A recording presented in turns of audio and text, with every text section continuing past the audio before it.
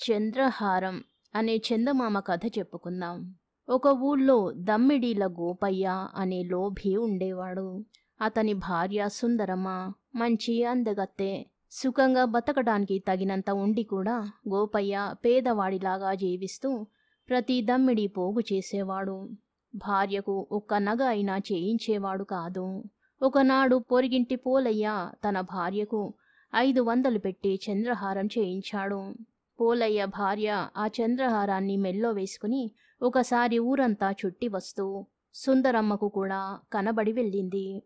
ఆ చంద్రహారాన్ని చూసింది మొదలు సుందరమ్మకి నిద్ర పట్టలేదు. అటువంటి చంద్రహారం తనకు కూడా కొనిపెట్టి తీరాలని సుందరమ్మ పట్టుబట్టింది. ఎందుకే డబ్బు దండగా, కూటికా గుడ్డకా 500 పెడితే ఎకరం పొలం వస్తుంది, 2 జతల ఎడ్లు వస్తాయి అని గోపయ్య అన్నాడు. పోలయ్య మనకన్నా ఉన్నవాడు కాదు, మనకు పిల్లా పీచు లేదు గాని వాళ్లకు 4 పిల్లలు కూడాను. పోలయ్య భార్య కోతిలాగా ఉంటుంది. అటువంటప్పుడు కూడా పోలయ్య తన భార్యకు చంద్రహారం చేయించి పెట్టాడు. నాకు మీరు ముక్కు పుడకైనా చేయించరు అన్నది సుందరమ్మ. గోపయ్యకు కోపం వచ్చి పోలయ్యను తిట్టాడు. పోలయ్య ఒళ్ళుపై తెలియకుండా డబ్బు తగలేసుకోవడం కాక ఇరుగు పొరుగు వాళ్ళ కాపరాలు కూడా పాడు చేస్తున్నాడు అని కేక వేశాడు. భార్య ఎంతో ముచ్చటపడి అడిగిన చంద్రహారం కొనడానికి మట్టుకు ఎంత బతిమలాడినా గోపయ్య ఒప్పలేదు. తన మెల్లో చంద్రహారం వేసుకుంటే చూసి భర్త మెత్తబడతాడేమోనని సుందరమ్మ పోలయ్య భార్య వద్ద ఒకరోజు సాయంకాలం అరువు తీసుకుని చంద్రహారం తన మెడలో వేసుకుని భర్త వద్దకు వచ్చి ఏమండి ఎలా ఉంది అని అడిగింది. గోపయ్య తన భార్య మెడకేసి చూసి క్షణంపాటు ఆనందించాడు. కాని తనను చంద్రహారం చేయించమంటుందేమోననే భయంతో బాగానే ఉంది గాని అంత ఖరీదైన వస్తువు మనకెందుకే, దొంగలు ఎత్తుకుపోగలరు, వేగిరం వెళ్ళి వాళ్ళ నగ వాళ్లకు ఇచ్చేసిరా అన్నాడు. బోలెడంత పని ఉంది, రేపుదయం ఇచ్చేస్తాను అన్నది సుందరమ్మ ముఖం ముడుచుకొని. ఆ రాత్రి గడిచిపోయింది. తెల్లవారగానే సుందరమ్మ ఆదుర్దాగా తన భర్త దగ్గరికి పరిగెత్తుకు వచ్చి ఏమండి మీరుగాని పొరపాటున ఒక రాత్రివేళ దొడ్డి వాకిలి తలుపు తెరిచి పెట్టారా అని అడిగింది. లేదే, దొంగలు రాలేదు కదా, వాళ్ళ చంద్రహారం ఇచ్చేశావా, ఏమైనా వస్తువులు పోయాయేమో చూడు అని గోపయ్య ఆదుర్దా పడ్డాడు. చంద్రహారం బొట్టు పెట్టలో దాచానులెండి, ఏంటో ఏమీ పోయినట్టు లేదు అంటూ సుందరమ్మ బొట్టు పెట్టె తెరిచి చూసింది. అందులో చంద్రహారం లేదు. ఇంకేముంది, సుందరమ్మ శోకాలు ప్రారంభించింది. గోపయ్యకు పై ప్రాణాలు పైనే పోయాయి. బుద్ధి తక్కువదానా, అంత ఖరీదైన వస్తువు అప్పుడే తిరిగి ఇచ్చుకోరు, ఇప్పుడు 500 ధారపోసి నగ చేయించి వాళ్లకు ఇవ్వాలి కదా అన్నాడు. మీరు దొడ్డి తలుపు మూయకుండా పెడతారని నేను కలగన్నానా అన్నది సుందరమ్మ. నేనా తలుపు తెరిచినట్టు నాకు జ్ఞాపకం లేదు అన్నాడు భర్త. ఒట్టి నిద్రమొహం, తలుపు మీరు తెరవకపోతే నేను తెరిచానా ఏమిటి అన్నది భార్య కోపంగా. ఏమైనా గోపయ్యకు 500 ఖర్చు చేసి మరో చంద్రహారం చేయించక తప్పింది కాదు. దాన్ని తెచ్చి భార్యకు ఇస్తూ వేగిరం దీన్ని తీసుకుపోయి పోలయ్య గారింట్లో ఇచ్చినా అజాగ్రత్త వల్ల ఇంతకు ముందు అయిన శాస్తి చాలు అన్నాడు. సుందరమ్మ భర్త మాటలు విననట్టే ముసిముసి నవ్వులు నవ్వుతూ చంద్రహారం తీసుకుని మెడలో వేసుకుని ఇది మనదేలెండి, నేను చంద్రహారం బొట్టు పెట్టలో పెట్టలేదు, చెందుగాయి పెట్టెలో పెట్టి పొరబడ్డాను. అది తరువాత కనబడితే ఆ రోజునే దాన్ని పోలయ్య గారింట భద్రంగా ఇచ్చేశాను కనుక పోలయ్య గారికి మనం ఏమీ చేయించి ఇయ్యనవసరం లేదు అన్నది. భార్య గడుసుతనానికి గోపయ్య నివ్వెరపోయి ఏమిటి అనలేకపోయాడు. కథ సమాప్తం. ఖరీదైన అబద్ధం అనే మరో చిన్న కథ చెప్పుకుందాం. బడిగంట మోగింది. తరగతులు మొదలయ్యాయి. తరగతి మొదలవగానే సుందరం చాలా సంతోషంగా ఉన్నాడు. ఈలోగానే ఉపాధ్యాయుడు పిడుగులాంటి వార్త పేల్చాడు. ఇంటి వద్ద రాసుకొచ్చిన హోంవర్క్ని చూపించమని పిల్లలను అడిగాడు. సుందర్కి అప్పుడు గాని తాను హోంవర్క్ చెయ్యలేదని గుర్తుకు రాలేదు. మామూలుగా అయితే ఉదయం నిద్ర లేచిన తరువాత తను హోంవర్క్ చేసేవాడు. సుందర్ అమ్మ ఎల్లప్పుడూ ముందు రోజు సాయంత్రమే హోం పని పూర్తి చేయవలసిందిగా సూచించేది.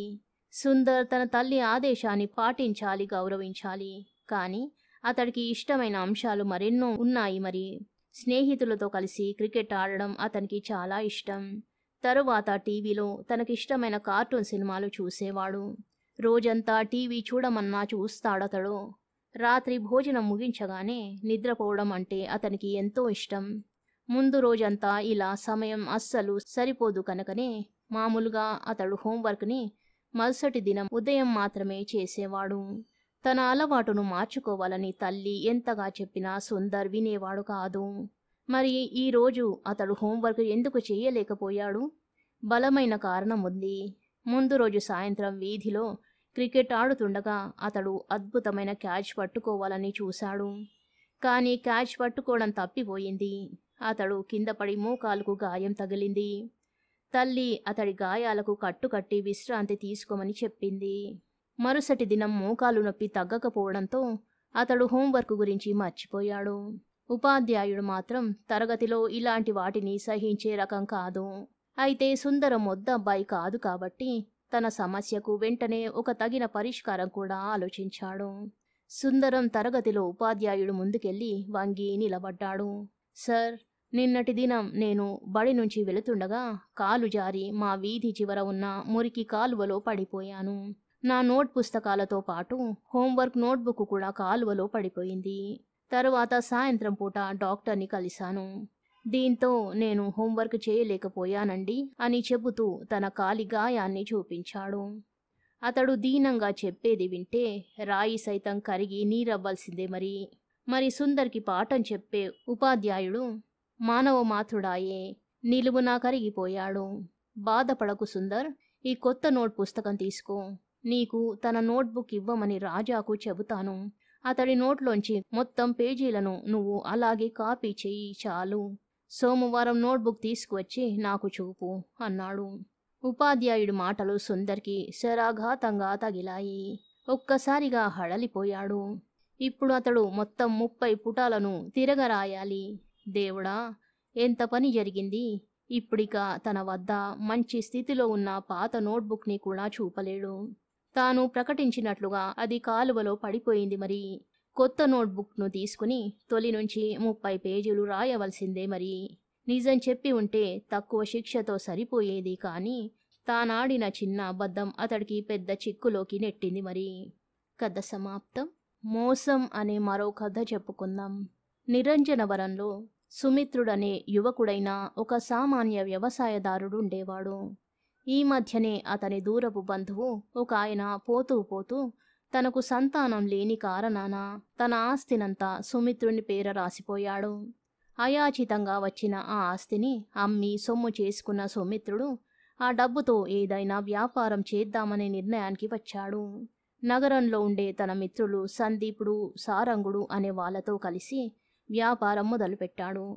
సుమిత్రుడు ఊళ్ళో వ్యవసాయం చేసుకుంటూనే అప్పుడప్పుడు నగరం వచ్చి మిత్రులను కలుస్తుండేవాడు. మొదట కొంతకాలం వ్యాపారంలో విపరీతమైన లాభాలొచ్చాయి. సుమిత్రుడి ఆనందానికి మేరలేదు. వ్యాపారం చేస్తే అంతలా డబ్బు సంపాదించొచ్చునని అతనికి అంతవరకు తెలియదు.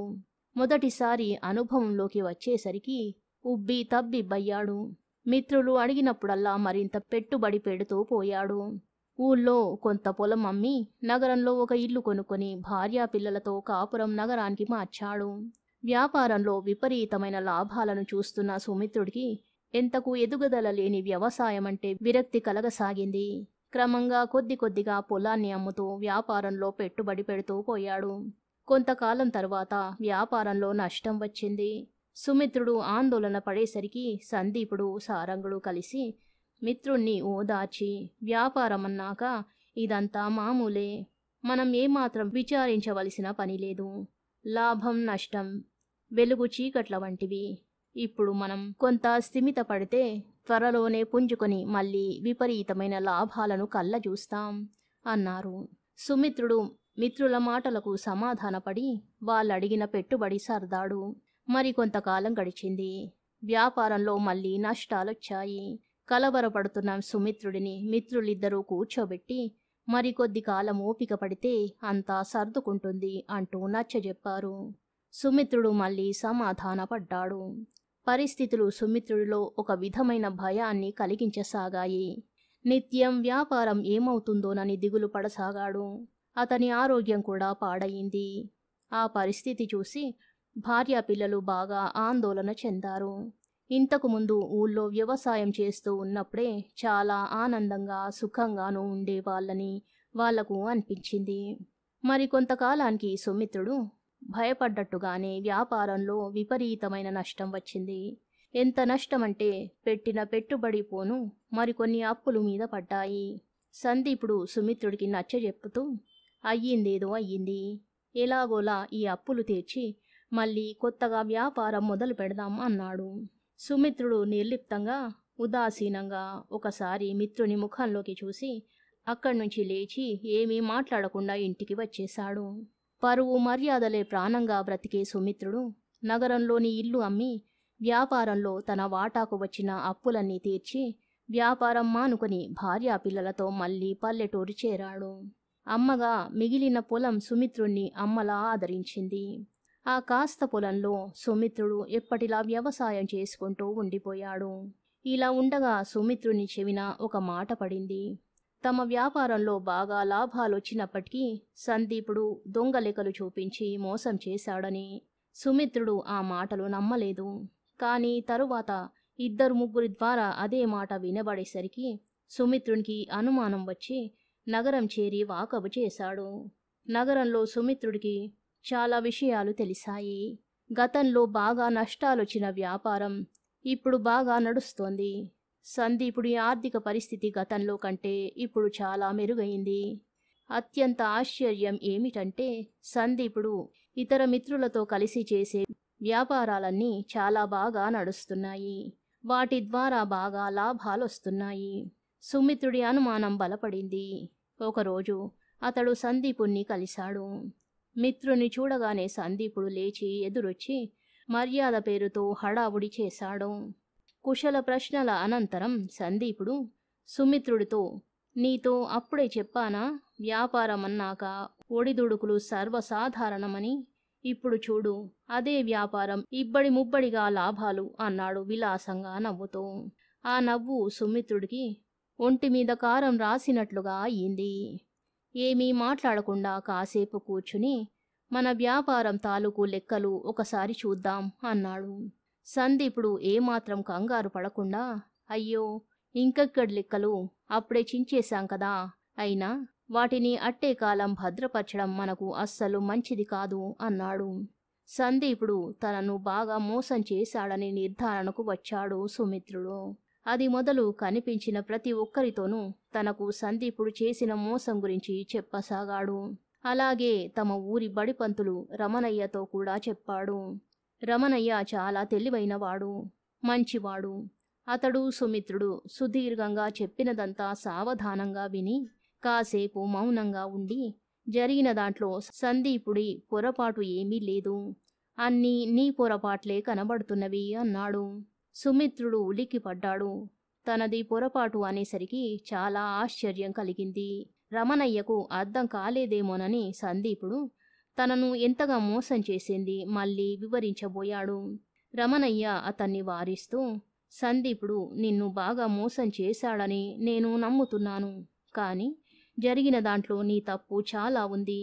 ఎదుటివాడు మనలను ఒకసారి మోసం చేస్తే తప్పు వాడిది, రెండోసారి మోసం చేస్తే మాత్రం తప్పు మనదే. వ్యాపారం లాభ నష్టాలకు సంబంధించిన సందీపుడిని ఏనాడు నీవు లెక్కలు అడగలేదు, అవునా అన్నాడు. అవును, ప్రాణ స్నేహితుడు కదా అని నమ్మి అంతా తన మీదే వదిలేశాను. నీలో ఉన్న మొహమాటాన్ని, సోమరితనాన్ని కప్పిపుచ్చుకునేందుకు అతని మీద నమ్మకం అనే నెపం వేస్తున్నావు. నీకు వ్యాపారం గురించి పూర్తి వివరాలు తెలియవు. సరుకు ఎంతకు కొనేది తెలియదు, ఎంతకు అమ్మేది తెలియదు. లెక్కలేమీ అడగకుండానే అడిగినప్పుడల్లా పెట్టుబడి పెడుతూ పోయావు. మట్టి పనికి పోయినా ఇంటివాడు ఉండాలనే సామెత నీవెప్పుడూ వినలేదా? అంతా జరిగాక నీవు చేసిన పెద్ద పొరపాటు ఏమిటంటే సందీపుడు నిన్ను మోసం చేశాడని అందరికీ చెప్పడం. అందువల్ల నీకు వ్యవహార జ్ఞానం లేదని నలుగురికి తెలిసి నీవు చులకనవ్వడం మించి నీకు ఒరిగేదేమీ ఉండదు. సందీపుడంటే గిట్టని వాళ్ళు నీ ముందు అతడిని బాగా తిట్టి నీ మెప్పు పొందడానికి ప్రయత్నిస్తారు. మరికొంతమంది నీ అమాయకత్వాన్ని వాడుకునేందుకు సందీపుణ్ణి వదిలేయి మనం కలిసి వ్యాపారం చేద్దామనే ప్రతిపాదన కూడా నీ దగ్గర తెచ్చి ఉంటారు. ఎందుకంటే నీలాంటి వాళ్ళు వాళ్లకు చాలా అరుదుగా దొరుకుతారు కాబట్టి అన్నాడు రమణయ్య. ఆ సంఘటనలన్నీ సుమిత్రుడి కళ్ళ ముందు కదలాడాయి. రమణయ్య చెప్పినవి అక్షర సత్యాలు. మోసం చేసిన వాడిది కాదు, మోసం చేసే అవకాశమిచ్చిన వాడిదే తప్పు. తనకు తెలివి వచ్చేలా చేసిన రమణయ్యకు కృతజ్ఞతలు తెలుపుకొని ఈసారి స్వంతంగా వ్యాపారం ప్రారంభించి నిదానంగా వ్యాపారం మెలకువలు నేర్చుకుంటూ త్వరలోనే సంపన్నుడయ్యాడు. తప్పు జరిగినప్పుడు కుములుతూ కూర్చోవడం కన్నా దాని ద్వారా వచ్చిన అనుభవాన్ని తిరిగి పెట్టుబడిగా పెట్టి జీవితంలో మళ్ళీ ఎదగవచ్చు అనే జీవన సత్యాన్ని సుమిత్రుడు ప్రపంచానికి చాటాడు. కథ సమాప్తం. శుభం.